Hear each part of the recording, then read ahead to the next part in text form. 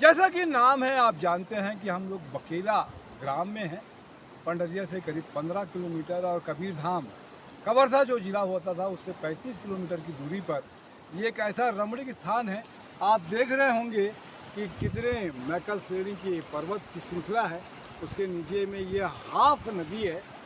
दोनों तरह की बातचीत है। हाफ मतलब आधी, और हाफने वाला भी कहते हैं कि जैसे जनश्रुति है कि नदी में कभी भी पानी आता है और मनुष्य जैसे हाँफता है, उसकी आवाज़ आप इसको अभी आप सुन पा रहे होंगे। जैसा कि आप सब जानते हैं कि बकेला चिंतामणि पार्श्वनाथ तीर्थ एक ऐसा तीर्थ बनने वाला है छत्तीसगढ़ का, जो प्रकृति की गोद में, जिसको कहते हैं ना, चारों तरफ हरियाली, पहाड़, नदी, इसकी आवाज़, और इस पर अगर ध्यान और साधना करें तो बहुत अच्छी बात होती है।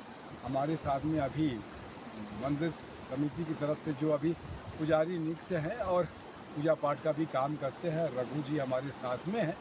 तो रघु जी को बड़ा अनुभव है कि यहाँ पर जो साधु संत भी आए और किस तरीके की चीज़ें हैं, क्या कुछ खासियत है, कौन कौन साधु संत यहाँ पर आ चुके हैं। पीछे भाई अगर देख रहे होंगे आप, तो पीछे भी आपको दिखेगा, एक दृश्य दिखेगा। मंदिर जी के दर्शन आपको यहाँ से होंगे।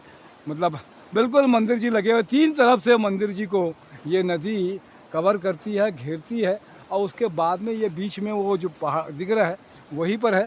तो रघु जी बताया किस तरीके से कौन कौन साधु संत यहाँ पर आए और क्या क्या कुछ ध्यान के लिए यहाँ पर कहते हैं कि आते हैं। जो सामने दिख रहे हैं पहाड़ी, तो महान तपस्वी कहते हैं, विराट तपस्वी विराट मुनि साहब जी का यहाँ पर आगमन हुआ। ये यहाँ पे तपस्या क्या करते थे यहाँ पे? तो सुबह के टाइम में जी, जो शांत वातावरण रहता है, नदी की जो आवाज़ें रहती है, वो ध्यान करने में ना ये मददगार साबित होता है।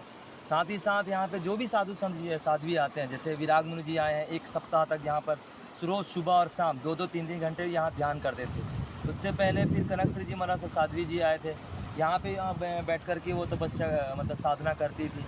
तो यहाँ का उन्होंने बताया कि नदी की जो लहरें की जो आवाज़ से मन में जो एकाग्रता होता है, वो शांत वातावरण में ही ये सब चीज़ हो सकता है। इसलिए जो भी साधु संत जी आते हैं वो अक्सर यहाँ पे आकर के अपना ध्यान करते हैं। अभी जो बकेला चिंतामणि पार्श्वनाथ तीर्थ बनने वाला है, इसी तीर्थ की लीला में भी इस नदी का बड़ा योगदान है। क्या लगता है कि ऐसा अनुपम दृश्य कहीं पर, तो मुझे तो कहीं भी नहीं दिखाई दिया छत्तीसगढ़ में। नहीं, सही बोले आप, क्योंकि ये नदी है और हमारे पास में ही हमारा तीर्थ है।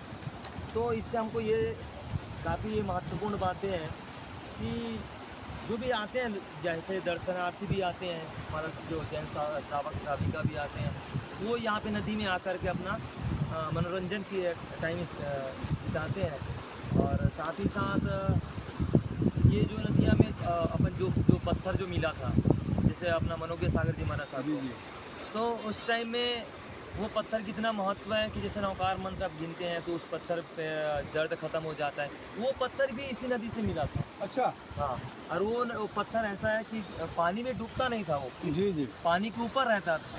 तो विराग मुनि जी को सौंपने आया था, ऐसा बताते हैं मनोज्ञ सागर जी को। तो उन्होंने आकर के उस पत्थर को हमारा तीर्थ में लेकर गए इसी नदी पत्थर तो अभी, हाँ, प्रेजेंट में तो खैर पत्थर उन्हीं के पास में है। और लेकिन ये पत्थर यहीं से निकला था। ये मैं सामने में देख रहा हूँ, ये पत्थर इसी से निकले हुए हैं। तो इसे पता नहीं, हाँ, ये सब यहीं का है। ये तो बहुत हल्की दिख रही है, लगता है कि ऐसा है कि बहुत वजन कम है, तो बहुत अच्छी बात है। तो ये देख रहे हैं श्री चिंतामणि, श्री बकेला चिंतामणि पार्श्वनाथ तीर्थ अपने आप में अद्भुत है। मेरे साथ में आशीष जैन जी भी हैं, जैन खबर के, और ये नदी की आवाज़ आप सुन पा रहे हों। कितना अद्भुत और अनुपम दृश्य आपको यहाँ पर देखने के लिए मिलेगा। तो बकेला एक बार ज़रूर आए हम। यहाँ पे सारी व्यवस्था है, रुकने की, ठहरने की, खाने पीने की। ऐसा नहीं है कि हम लोग जंगल में खड़े हैं तो यहाँ व्यवस्था नहीं है। यहाँ पे पूरी व्यवस्थाएं हैं। धर्मशाला बनी हुई है, 55 लोगों की 55 कमरे हैं यहाँ पर। भोजनालय है, उपासना है। मंदिर जी का निर्माण अभी चल रहा है, प्रतिष्ठा अगले साल तक संभावित है। तो बहुत अच्छी बात है कि मेरे सामने आज मनोज पारक जी भी है। तो ये सब आप देख पा रहे हैं, बहुत बढ़िया बात है। आप आइए, एक बार बकेला आइए, आनंद आएगा आपको जीवन में। शांति मिलेगी, सुकून मिलेगा और बहुत कुछ मिलेगा आपको। जय जोहार, जय छत्तीसगढ़।